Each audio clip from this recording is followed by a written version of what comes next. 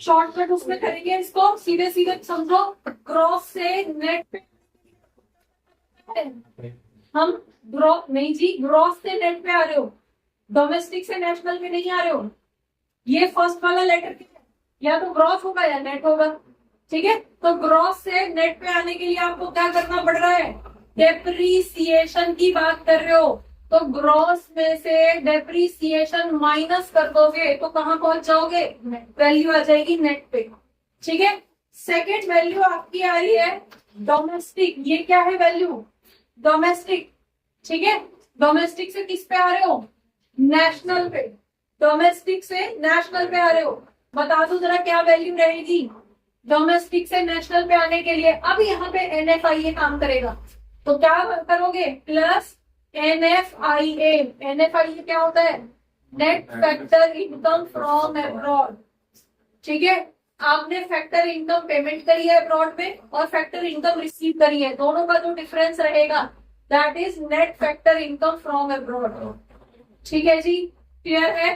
Then आपके पास next value जो है दैट इज मार्केट। टीबी तो सेम है, प्रोडक्ट प्रोडक्ट, उसमें कोई डिफरेंस नहीं है, राइट? तो यहां से मार्केट प्राइस से अब आपको कहाँ जाना है? आपको जाना है फैक्टर कॉस्ट पे।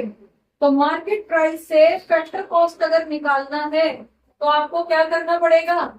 NIT माइनस करनी पड़ेगी। और NIT क्या होती है?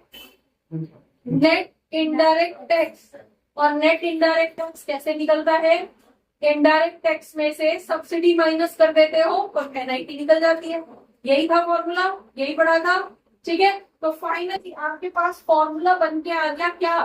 कि अगर GDP-MP, फर्स्ट वैल्यू तो यही थी ना आपकी, उसके अंदर डेप्रिसिएशन माइनस कर दोगे, दूसरी वैल्यू NFIA प्लस कर दोगे, और तीसरी वैल्यू NIT माइनस कर दोगे। ये तीन एडजस्टमेंट हुई है ना, फर्स्ट सेकंड थर्ड, ये तीन चीजें प्लस, जो प्लस होनी है प्लस, जो माइनस होनी है माइनस, अगर ये एडजस्ट कर दोगे तो किसकी वैल्यू आ जाएगी आपके पास? NNPFC की वैल्यू आ जाएगी। ये बन गया आपका फॉर्मूला, पूरा फॉर्मूला बन गया, रटने की जरूरत नहीं है पूरे उसको प्रोसेस को। ठीक है, तो जो भी आपको एक वैल्यू क्वेश्चन के अंदर दे रखी है वहां से निकालना क्या है? उस तक पहुंचना है और अपना फॉर्मूला खुद फ्रेम करना है। क्लियर हो गया? एक क्वेश्चन दे दो जरा, मैक्रो इकोनॉमिक्स का क्वेश्चन नंबर 3 ले लू। क्वेश्चन नंबर 3, यहाँ पे आपको कुछ कुछ डिटेल्स दे रखी है, यहाँ पे लिख रही हूँ क्वेश्चन। क्वेश्चन नंबर 3 की बात कर रहे हैं, क्या क्या डिटेल दे रखी है क्वेश्चन के अंदर? आपको GDP-MP दे रखी है कितनी? 4800 की। IT इनडायरेक्ट टैक्सेस दे रखे हैं आपको 300 के, सारी वैल्यूज करोड़ में है। NFIA ये आपको दे रखा है 80 का। और consumption of fixed assets, consumption of fixed capital को आप डेप्रिसिएशन कहते हो। ठीक है, तो डेप्रिसिएशन कितना दे रखा है? डेप्रिसिएशन 200 करोड़ का दे रखा है। और सब्सिडीज आपको यहाँ पे दे रखी है 60 करोड़ की सब्सिडी दे रखी है। ये डिटेल आपको क्वेश्चन में दे रखी है और कैलकुलेट क्या करना है यहाँ पे आपको? इस क्वेश्चन में कैलकुलेट करना है NNPFC। फाइनली ये वैल्यू निकालनी है। ठीक है जी, पकड़ो। अब बनाओ जरा, पहले फॉर्मूला बनाओ इसका, कहां से कहां पहुंचना है। दे क्या रखा है? दे क्या रखा है? दे रखी है GDP-MP। ठीक है, पहुंचना कहाँ है आपको? यहाँ से FC। अरे तो सेम वही वाला फॉर्मूला बन गया, यहाँ से यहाँ तक पहुंचना है, तो यही चीज एडजस्टमेंट होगी। फॉर्मूला तो यही लिखा हुआ है, राइट? क्लियर हो गया? तो फिर सीधे सॉल्व ही कर दो। फिर क्यों करना है? क्या क्या करोगे इसमें? डेप्रिसिएशन माइनस करोगे, NFIA प्लस करोगे और NIT माइनस करोगे। यहाँ तक क्लियर है? ये तो हमने बनाया था ना फॉर्मूला, हर क्वेश्चन के लिए इसी तरह से फॉर्मूला बनाओगे और फटाफट से सॉल्व कर दोगे। बता दो GDP कितनी थी? 4800 थी। डेप्रिसिएशन कितना है? 200 का। NFIA कितनी है? 80। और NIT कितनी है? NIT कैसे निकलती है? सब्सिडी NIT इक्वल्स टू यहाँ पे NIT equals to indirect tax minus subsidy.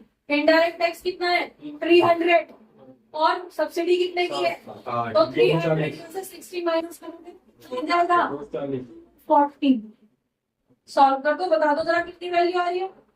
यहाँ से क्या निकलेगा NNPFC निकलेगी, बता दो जरा कितनी। ये 240 माइनस के ये 200 है तो यहाँ से माइनस के 40 बच रहे हैं और यहाँ से 80 तो कितना बचेगा प्लस का 80 बचेगा तो 4840।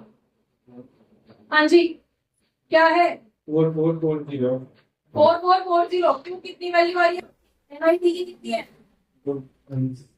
NIT की 240 है 4800 उस रेट में इसकी 4800 है 4800 है वैल्यू ठीक है।